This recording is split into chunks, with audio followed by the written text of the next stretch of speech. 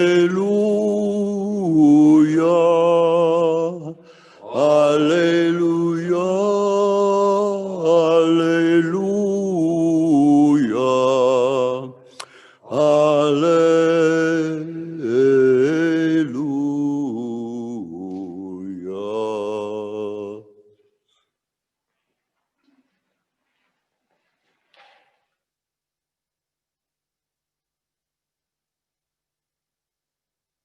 The Lord be with you. A reading from the Holy Gospel according to Luke. The shepherds went in haste to Bethlehem, and they found Mary and Joseph and the infant lying in the manger.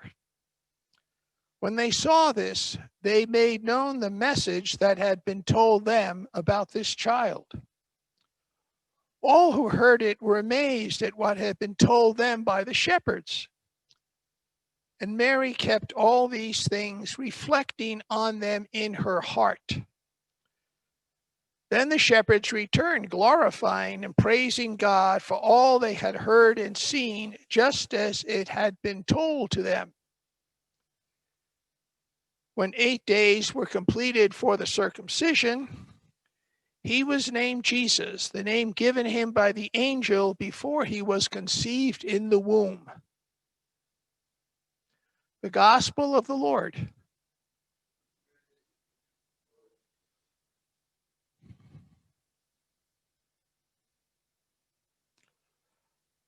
I suspect that God is bemused by promises. The things that are easily made on New Year's Day and easily broken. The one that especially strikes me is I used to belong to a athletic club, a big gym in Boulder, Colorado. Boulder's very big into fitness, and so there are many big exercise clubs. And during the year, there's always a place to park, and there's always a machine to work out on. There's always a locker available. Until the first week in January. Suddenly, there are no parking places. And there are no, if you park someplace and finally get into the gym, there are no machines available. They're all taken up by people you haven't seen. And there's no lockers available, all taken. But wait till about the middle of February and everything returns as it had been. It takes about that long for the people who have made promises to be fit to give it up.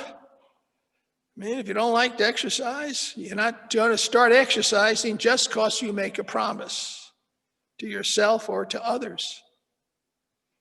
And if you want to buy a exercise machine for your house, just wait till late winter, early spring. They're all over Craigslist and eBay. People get rid of them. They're not going to use them. Or they use the handlebars to hang laundry. And so it goes. But if you want to grow in some kind of spiritual life, then do make a promise, but only to yourself. So that when you fail to live up to it, you will only be able to laugh at yourself, but other people won't be laughing at you as well.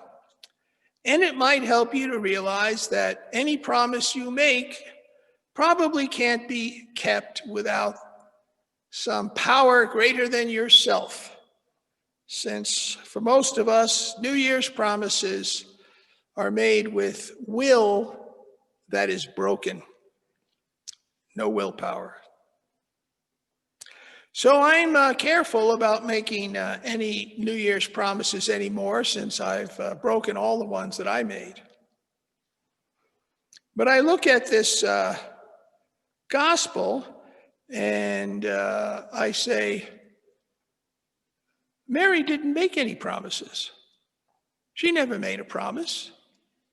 The angel came to her in the Annunciation and proposed something, and she didn't say, I promise to do whatever God says.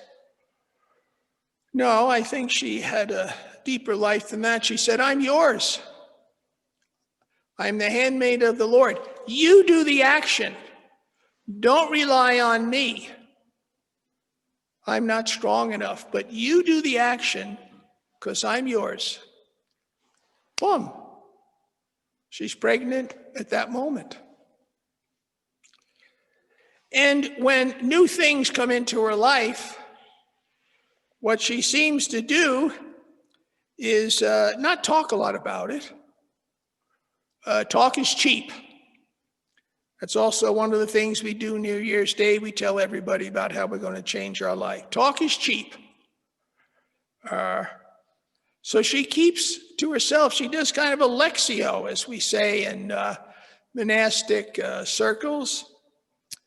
She ponders what she is hearing and what she is seeing to let it work on her. She doesn't jump to, I'm going to do this. And this allows her to, I think, seems to me, to stay with it on a daily basis. Year after year after year. I mean, this promise is made to her. You are going to be the mother of the Most High, the mother of God. But for about 30 years, not a whole lot's going on.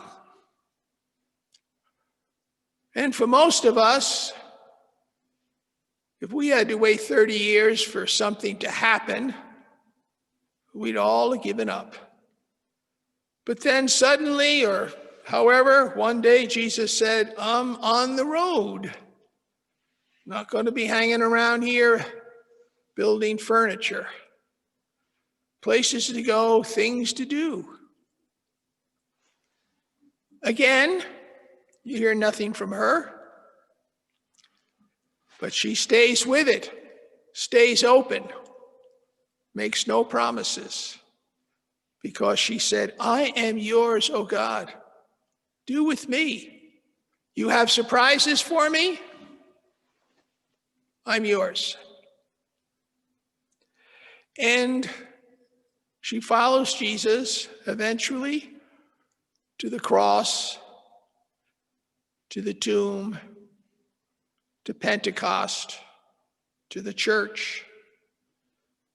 Always pondering, letting things work on her. So, she is the mother of God, maybe an example for each one of us as we enter into what we hope is a happy new year, but we have so little control. You might be making promises as soon as I am going to.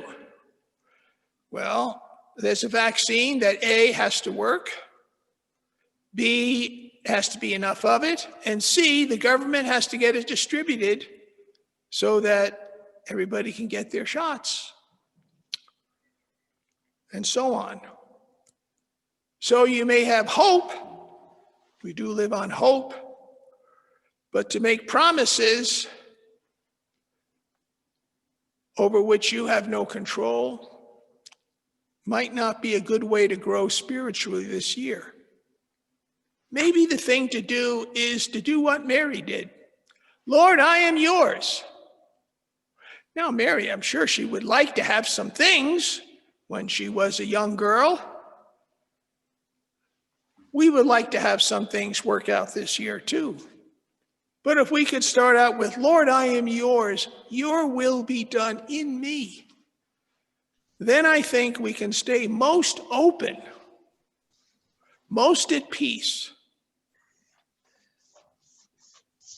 no matter what happens or what surprises are in 2021. Our hope is that you will have a happy new year. Not so much because of outside things, but because of inside things.